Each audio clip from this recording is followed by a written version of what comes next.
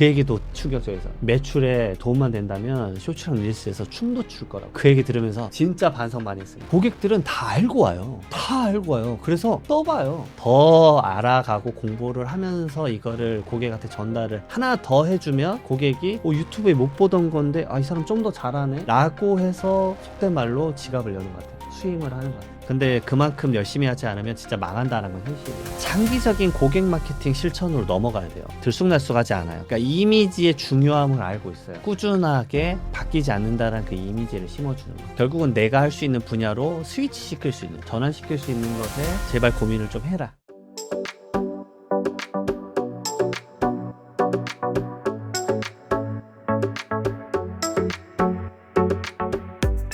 대표님, 자영업자분들이 이제 정말 어려운 것 같아요. 다 공실, 아니면 폐업 이게 엄청나게 늘고 있다고 하는데, 종합소득세 신고가 이제 끝나가잖아요. 5월이니까. 상황이 좀 어떤가요? 아무래도 이제 마이크로적으로 사업을 보는 사람이잖아요. 종합소득세를 한다는 게 뭡니까? 영세 사업자부터 이제 잘 버는 사업자까지, 성실 사업자까지 전부 다 이 마주하는 거잖아요. 회계적인 지표, 그 다음에 세금 계산을 하는 건데, 얼마 버셨고 얼마 쓰셨네. 다 알죠. 네.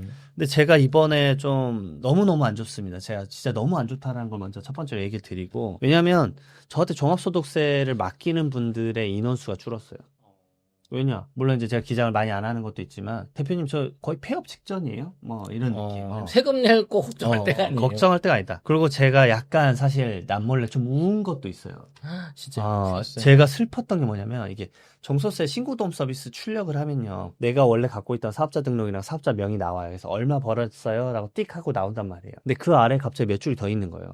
그래서 뭐지? 하고 봤어요. 네, 그 구사코드라는 게 있어요. 사업자 등록증이 없이 사업소득을 버시는 거. 프리랜서라고 하죠. 네. 뭐 배우, 뭐 바둑기사 막 이런 분들도 있단 말이에요. 근데 거기에 구사코드 중에 94, 09, 13, 18, 19 코드가 있어요. 그게 뭐냐면, 이게 94, 09, 13이 뭐냐면 대리운전기사. 그 다음에 18은 퀵서비스 배달원, 19는 기타 물품 운반원인데, 대표적인 게 이삿짐 센터 직원이에요. 그러니까 이분이 자기 요식업을 하는데 돈 벌려고 아이고, 대리운전 하셨구나. 네. 그러니까 이게 소득은 얼마 안 돼요. 근데 자기도 절박하니까 그거라도 벌어야 되니까. 그거라도 벌어야죠. 그거라도 벌어야 되니까 이게 목이 매가지고 말도 못했어요. 그냥 바로 처리했죠. 왜냐면은 이게 물어보면 힘들어서 대리운전 했다라고 하는 거잖아요.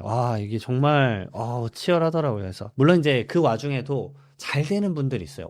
이분은 매출이 더 늘었네. 25% 30%씩 는 분도 있어요. 네. 그래서 그분들은 어떤 게 있을까라고 곰곰이 생각해보면 진짜 있어요. 달라요. 왜냐면 저는 그러게 장사 잘 되시는 분들, 그 다음에 못 되시는 분들도 요식업이다 그러면 사실 저희는 저희 식구들 데리고 가서 먹어요. 대표님 저 왔습니다 하고 이제 한번 싹 식사하거든요. 그러면 달라요.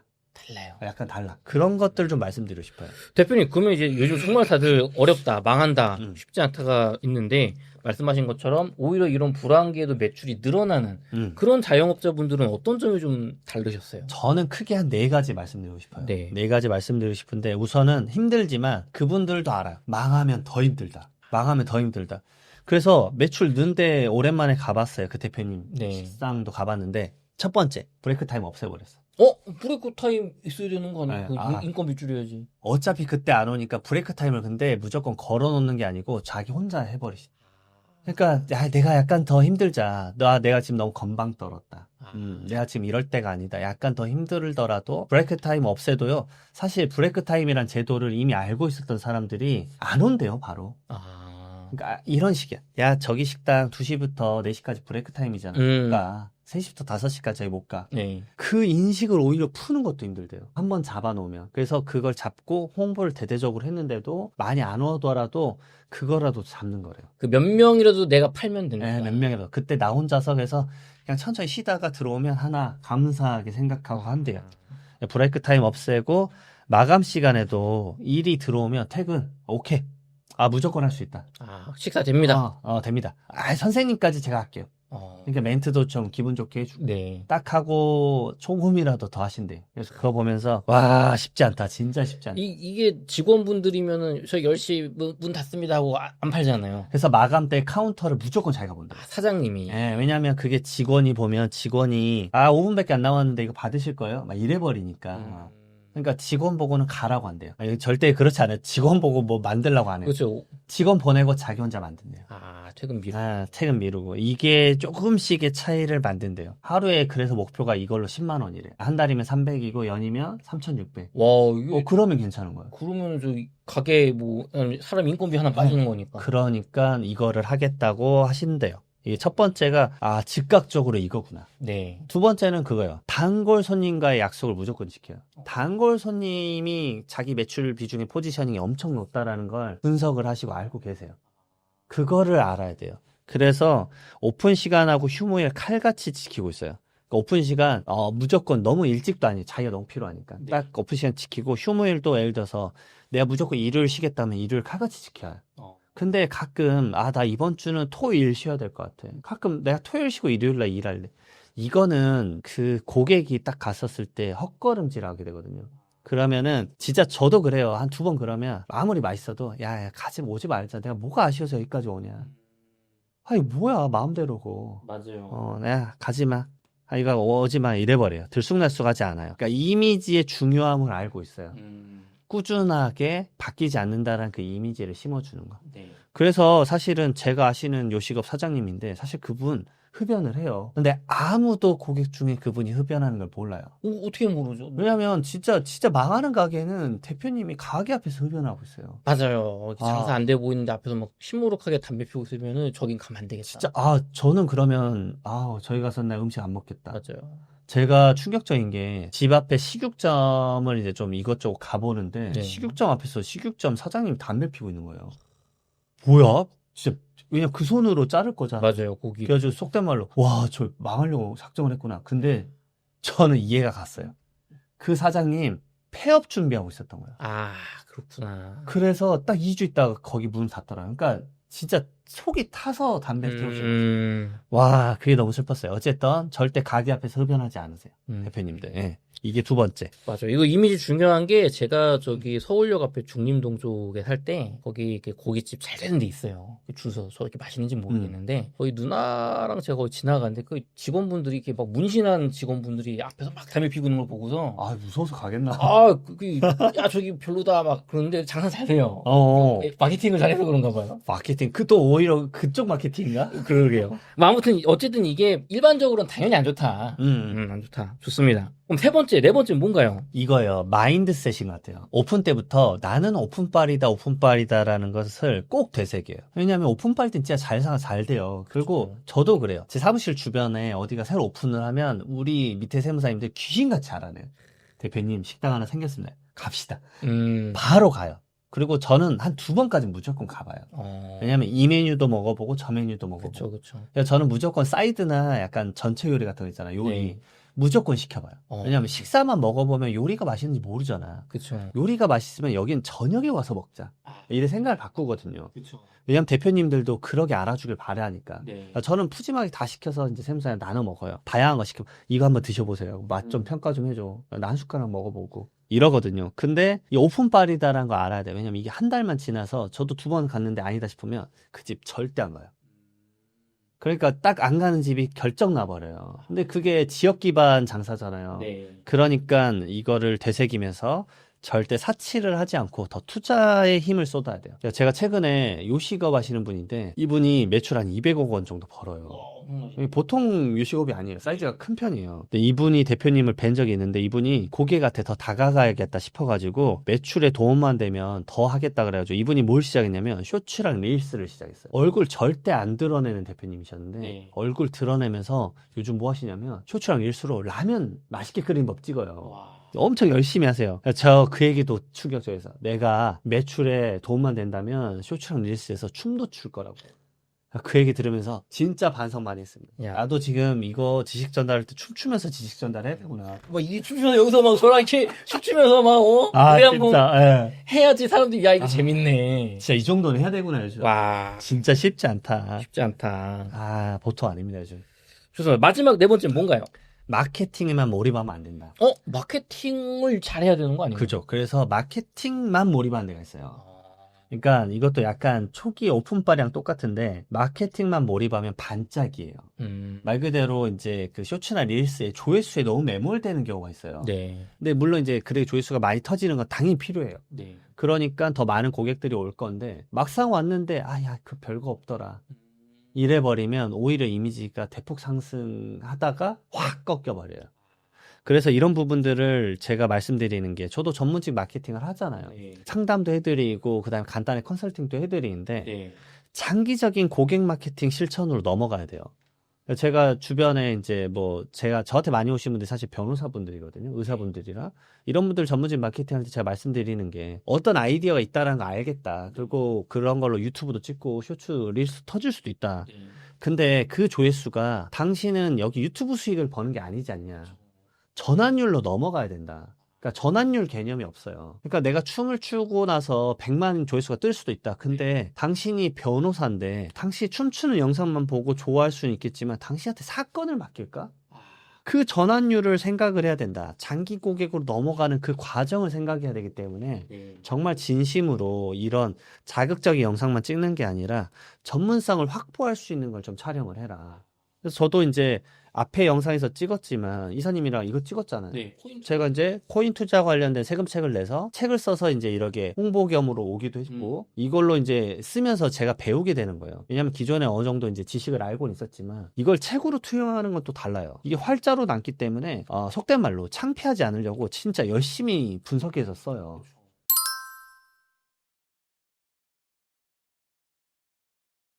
그러면 하나의 분야에 대해서 제가 지식을 확 어느 정도 올리게 되거든요.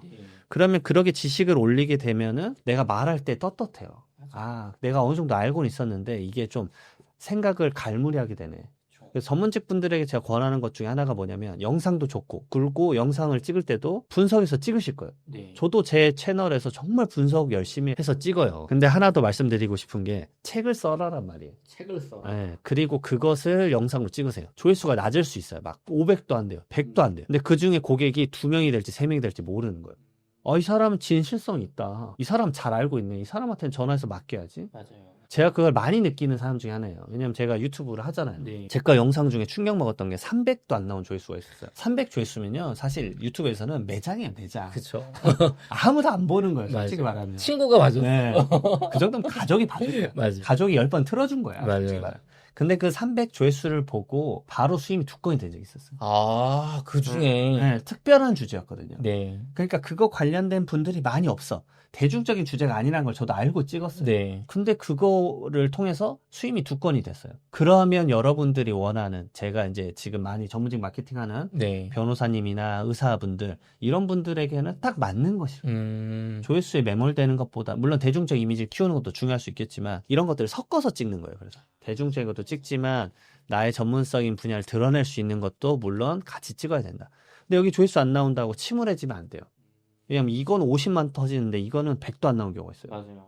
그래도 여기 보고 진실되게 오는 사람이 있을 수 있다. 맞아요. 이거 한 숟갈만 매일 퍼먹으면 뭐 건강에 당뇨 안 걸립니다. 이런 거 조회수 잘 나오잖아요. 맞아, 아주 잘 나오죠. 근데 그거 보고서 내가 저분한테 가서 뭐 검진 받아야 이러진 않잖아요. 그렇죠. 뭐를 할 거냐고요. 거기. 그렇죠. 결국은 내가 할 수 있는 분야로 스위치 시킬 수 있는, 전환시킬 수 있는 것에 제발 고민을 좀 해라.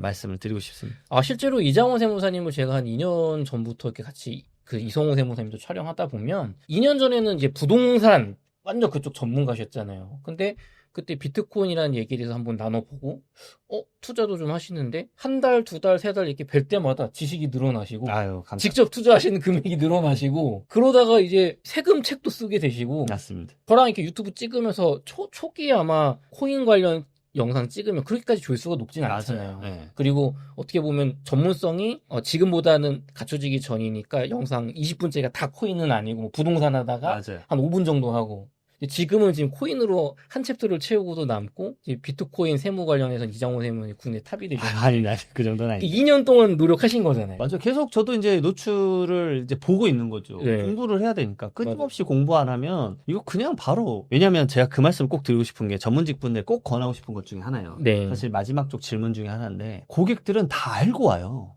진짜요? 다 알고 와요. 그래서 떠봐요. 그러니까 세무사님 그러니까 1억에도 말 안 해. 제가 1억이 알고 있는데 이게 맞나? 이렇게 질문 안 하고 이거 어떻게 돼요? 라고 하면은 그러면은 전문직 분들 가끔 이제 매몰되는 게 뭐냐면 아 이거 아무것도 모르는구나 이분. 그래서 자기 거를 이제 대충 말을 해요. 근데 이미 그때 그 고객들은 스캔하고 있는 거예요. 바보가 아니에요. 절대 바보가 아닙니다. 고객분들은 자기 관련된 일은요 이미 법조항이랑 예규까지 다 찾아보고 와요. 근데 이제 막 개업하신 분들이 거기에 빠져요. 내가 전문직이니까 내가 너보다 더 잘한다라고 빠지는데 이미 요식업 몇 년 하신 분들은 요식업 세금에 대해서 완전 빠삭해요. 실무용. 예, 실무형이 완전 실무형. 부가가치 잘못했을 때 본인이 직접 세무서 가가지고 세무서 직원이랑 딜도 해본 적도 있는 분도 있어요. 그러면 그분들한테 말을 잘못하면 아무것도 모르시네 라고 해서 상담만 받고 가요. 진짜 그래서 어느 순간 느끼게 돼요. 아, 왜 내가 수임이 안 되지? 그거 진짜 진심으로 고민해 보셔야 돼요. 왜냐?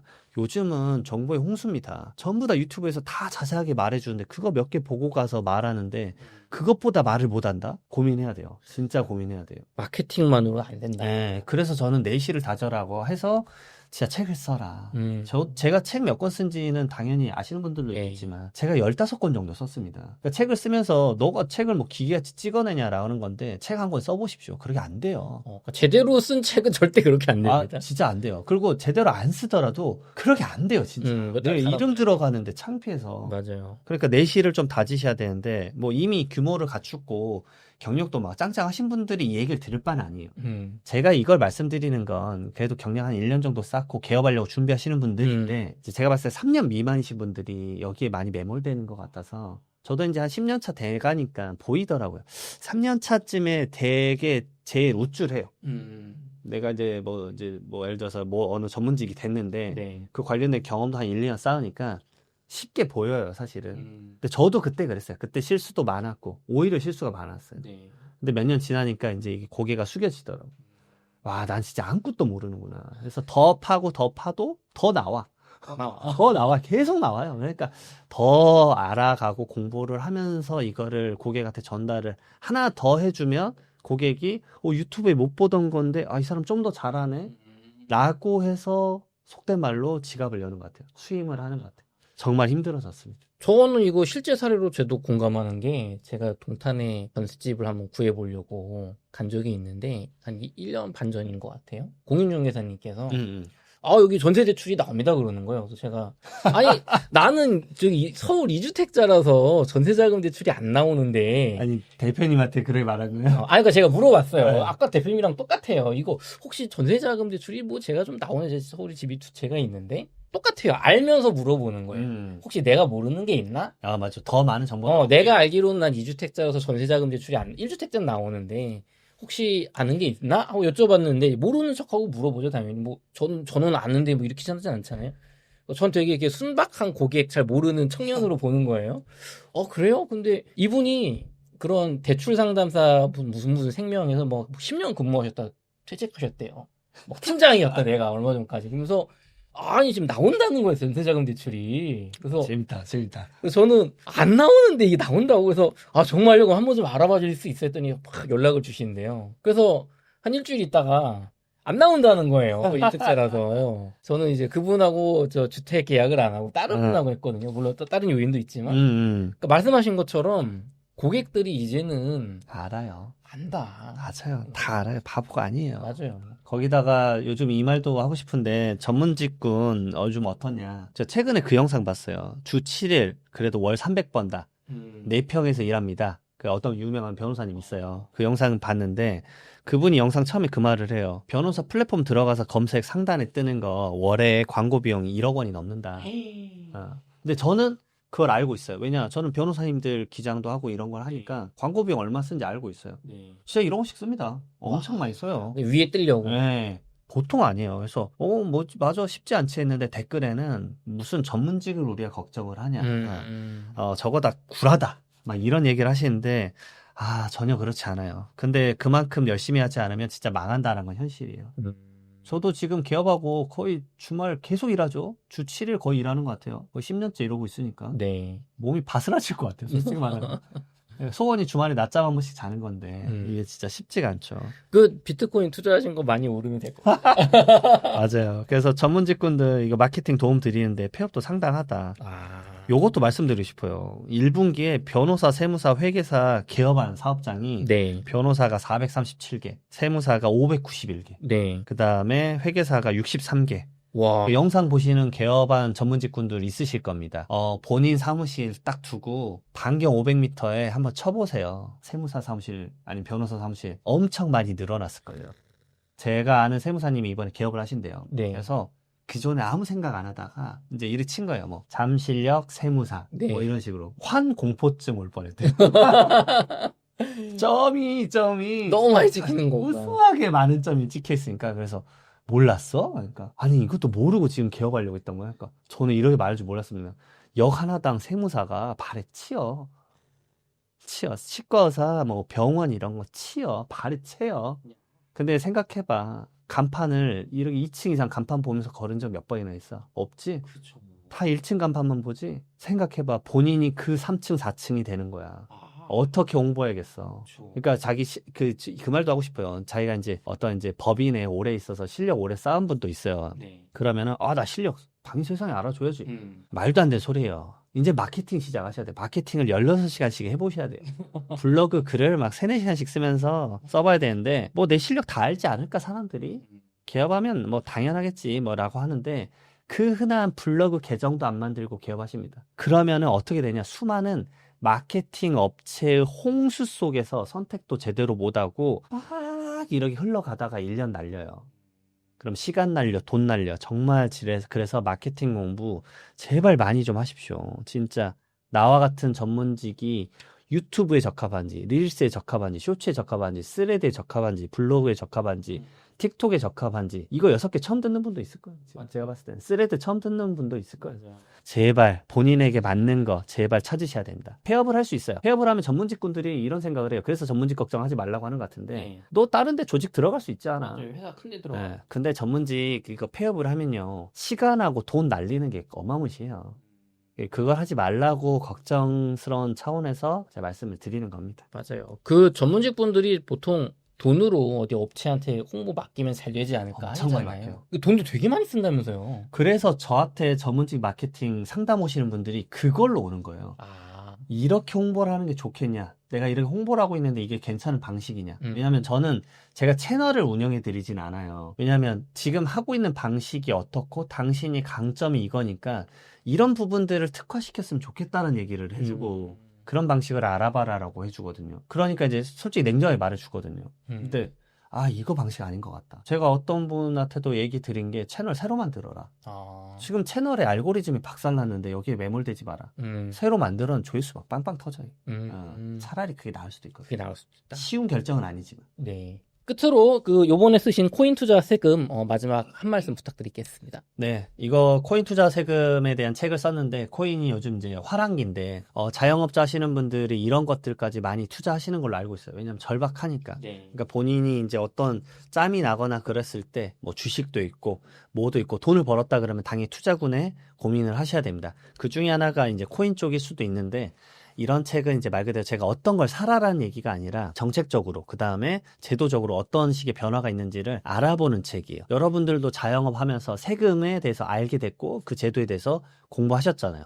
마찬가지로 코인에 대해서도 그런 제도 공부는 꼭 해야 된다라고 생각이 들어서 그런 걸 도와드리려고 쓴 책이기 때문에 혹시나 필요하시면 한번 읽어보시면 도움이 되실 것 같습니다. 네. 코인 투자하시는 분들 국내 유일무이한 세금책인 것 같아요. 몇 건 있기는 네. 한데. 네. 제가 볼 때는 몇 건 있어도 내공적으로 봤을 때 이장원 세무사님보다 높은 책이 없기 때문에 저라면 그냥 집에 그냥 이거는 필수로 들고 잘 수익화한 다음에 혹시라도 내가 세금 털릴 게 있지 않나 보는 그런 계기가 됐으면 좋겠습니다. 이렇게 해서 이장원 세무사님과의 인터뷰를 마치도록 하겠습니다. 긴 시간 동안 수고 많으셨습니다. 감사합니다. 네, 고맙습니다.